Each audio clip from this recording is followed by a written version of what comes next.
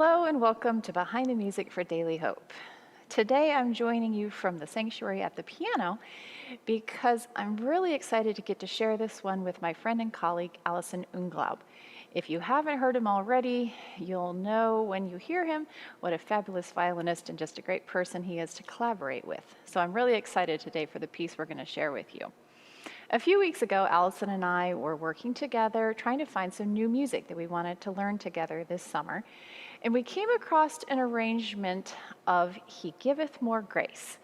Now, this was a hymn that I was familiar with from back when I was a child.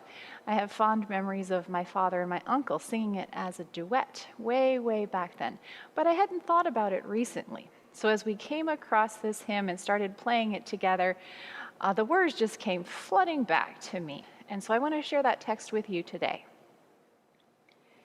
He giveth more grace as our burdens grow greater. He sendeth more strength as our labors increase.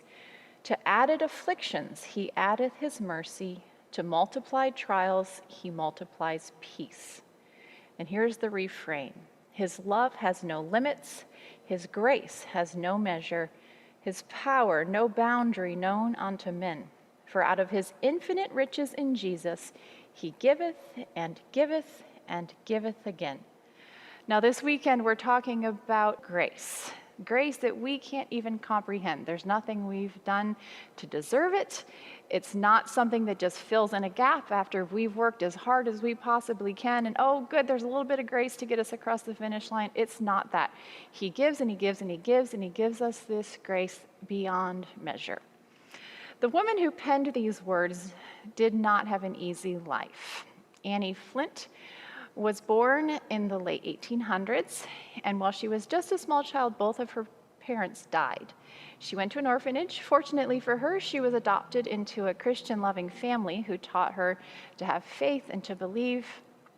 But in her late teens and early 20s, she developed severe rheumatoid arthritis. By the time she was 30, she couldn't even walk. And so she spent the bulk of her 66 years of life confined to a bed in a sanitarium. Now, a lot of people might have just gotten depressed and died or wrote some really sad, melancholy sort of text. That was not the case for Annie. She decided that if she was going to be stuck in bed, she was going to develop a writing ministry. And so she did. She started sending cards to people, writing and then creating poems. And finally that turned into books and things like that that she would just send to people all over to try and inspire them. So out of her increased burdens, her increased afflictions, she still claimed that immeasurable grace. So I hope you're able to enjoy this next piece as we play and just think about what a great and amazing gift this grace is for us. See you next week.